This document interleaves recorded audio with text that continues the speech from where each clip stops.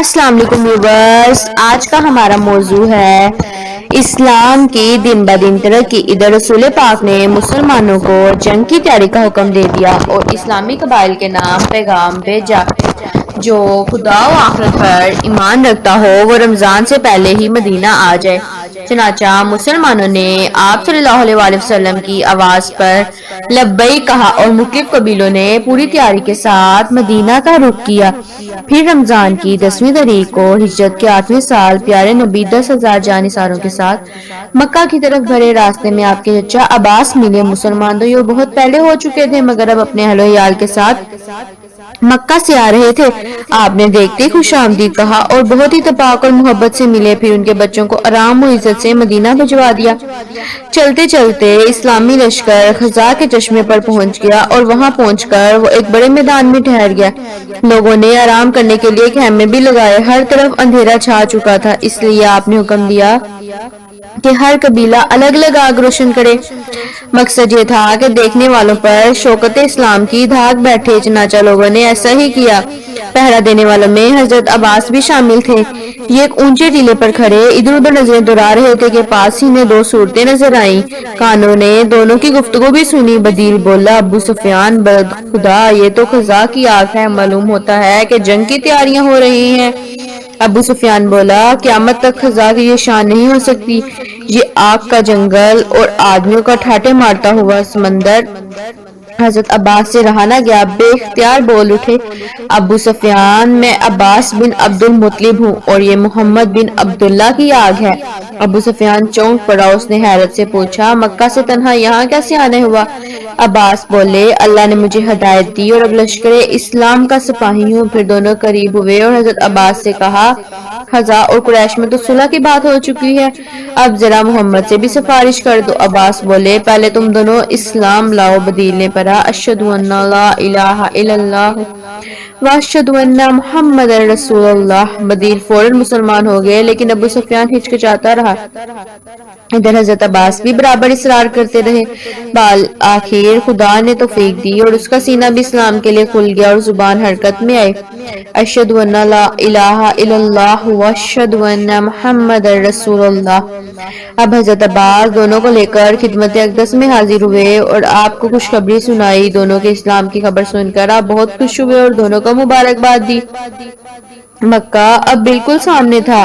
آپ نے لشکر کو کئی حصوں میں تقسیم کیا اور ہر ٹولی کا الگ الگ کمانڈر بنایا۔ نے سب کو حکم دیا کہ شہر میں الگ الگ دروازوں سے داخل ہو اور جب تک کوئی پہل نہ کرے اس پر ہاتھ نہ اٹھائیں۔ آپ نے دیکھا کہ حضرت ابو سفیان کا سر جھکا ہوا ہے اور چہرے پر اداسی ہے۔ فرمایا، کیا بات ہے ابو حنظلہ، ہمارے ساتھ تم مشورے میں نہیں شریک ہو رہے؟ ابو سفیان بولے، اللہ کے رسول، اب قریش پر آپ کا غلبہ ہے اور آپ کے لشکر میں کچھ ایسے بھی ہیں جو انتقامی جذبے سے لبریز ہیں، اور آپ سے گزارش ہے کہ فتح پائیں تو نرمی سے کام لیں اور دشمنوں کو ہم پر ہنسنے کا موقع نہ دیں۔ پیارے نبی نے فرمایا، نہیں نہیں ابو سفیان، تم اطمینان رکھو، مکہ میں تو مسلمانوں کے بھائی بھی بند ہیں، مہاجرین کے بھی باپ چچا ہیں، وہیں پر محترم گھر بھی ہے، ابراہیم علیہ السلام اور اسماعیل علیہ السلام کا گھر۔ ابو سفیان، اپنی قوم میں جاؤ اور ان سے کہو محمد مکہ میں اچھے بھائی کی طرح داخل ہوگا۔ آج کوئی غالب نہ مغلوب، کوئی فاتح نہ مفتون، آج تو محبت اور اتحاد کا دن ہے، آج تو امن و ایمان اور اطمینان کا دن ہے۔ ابو سفیان کے گھر میں جو داخل ہو جائے اس کو امان ہے، جو گھر کا دروازہ بند کر لے اس کو امان ہے، جو خانہ کعبہ میں داخل ہو جائے اس کو امان ہے۔ ابو سفیان نے یہ محبت و پیار کی باتیں سنی تو بہت خوش ہوئے اور دوڑے ہوئے مکہ گئے کے لوگوں کو یہ خوشخبری سنائے۔ خوشخبری پورے شہر میں آنن فانن پھیل گئی اور لرزتے کانپتے دلوں کو سکون و اطمینان کی ٹھنڈک نصیب ہوئی۔ لشکر اسلام مکہ میں داخل ہوا تو مشرکوں نے ہتھیار ڈال دیے اور گھروں کے دروازے بند کر کے چھتوں اور جھروکوں سے جھانکنے لگے۔ آج لشکر اسلام گہوارہ اسلام میں داخل ہو رہا تھا۔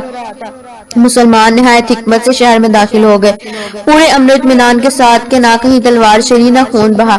جب پوری طرح سکون ہو گیا اور حالات معمول پر آ گئے تو آپ نے خانہ کعبہ کا ارادہ کیا۔ خدا کی شان، وہی گھر جو خلیل اللہ کی تعمیر تھا اور وہی کعبہ جو رسول بت شکن کی یادگار تھا، آج 360 بتوں سے معمور تھا۔ رسول خدا کے ہاتھ میں ایک کمان تھی، اس کی نوک سے آپ ٹھوکے دیے جاتے اور زبان مبارک سے یہ کلمات ادا ہوتے جو سورہ بنی اسرائیل میں ہے، جس کا ترجمہ کچھ یوں ہے: حق آ گیا اور باطل مٹ گیا، بلا شبہ باطل کو تو مٹنا ہی تھا۔ آپ نے پھر کعبہ کی کنجی منگائی اور دروازہ کھلوایا، دیکھا تو اندر تصویر کے دشمن خلیل بت شکن کی تصویر تھی اور ان کے بیٹے اسماعیل کی بھی، اور ہاتھوں میں پھانسی کے تیر تھے۔ آپ نے انہیں مٹانے کا حکم دیا اور فرمایا، خدا ظالموں کو غرق کرے۔ یہ بیچارے تو خدا کے پیغمبر تھے، جوئے سے کوسوں دور تھے۔ پھر حضرت عمر اندر داخل ہوئے اور جتنی تصویریں تھیں سب مٹا دی۔ خانہ خدا بالکل پاک صاف ہو گیا تو آپ اندر تشریف لے گئے۔ ساتھ میں حضرت بلال اور حضرت طلحہ بھی تھے۔ وہاں آپ نے نماز ادا کی یا چند بار تکبیریں کہیں۔ کعبہ کے سامنے اہل مکہ کا ہجوم تھا، لوگ قسمت کا فیصلہ سننے کے لیے بے تاب کھڑے تھے۔ اس وقت زبان مبارک سے یہ یادگار فقرے سنے گئے، جس کا ترجمہ کچھ یوں ہے: اللہ کے سوا کوئی معبود نہیں، وہ تنہا ہے، اس کا کوئی شریک نہیں، اس نے اپنا وعدہ سچا کیا، اس نے اپنے بندے کی مدد کی اور تمام فوجوں کو تنہا نیچا دکھایا۔ سن لو تمام مفاخر، خون کے تمام دعوے اور مال کے سارے متعبے میرے قدموں کے نیچے ہیں۔ ہاں، صرف کعبہ کی کلید برداری اور حاجیوں کی آب رسانی اس سے مستثنی ہے۔ قریش کے لوگوں، اب جاہلیت کی نبوت اور خاندانی فخر کو خدا نے مٹایا۔ تمام انسان آدم کی اولاد ہے اور آدم مٹی سے بنے ہیں۔ سورۃ الحجرات میں ارشاد ہے، اے لوگو، ہم نے تم کو ایک مرد اور ایک عورت سے پیدا کیا اور تمہارے بہت سے قبیلے اور خاندان بنائے کہ تم ایک دوسرے کو پہچان سکو۔ اللہ کے نزدیک تم میں سب سے زیادہ عزت والا وہ ہے جو تم میں سب سے زیادہ پرہیزگار ہو۔ بے شک اللہ جاننے والا اور خبر رکھنے والا ہے۔ خدا اور اس کے رسول نے شراب کی خرید و فروخت حرام کر دی۔ اس کے بعد رحمت عالم نے ان کی طرف نظر اٹھائی اور کہا، قریش کے لوگوں، جانتے ہو میں تمہارے ساتھ کیا کرنے والا ہوں؟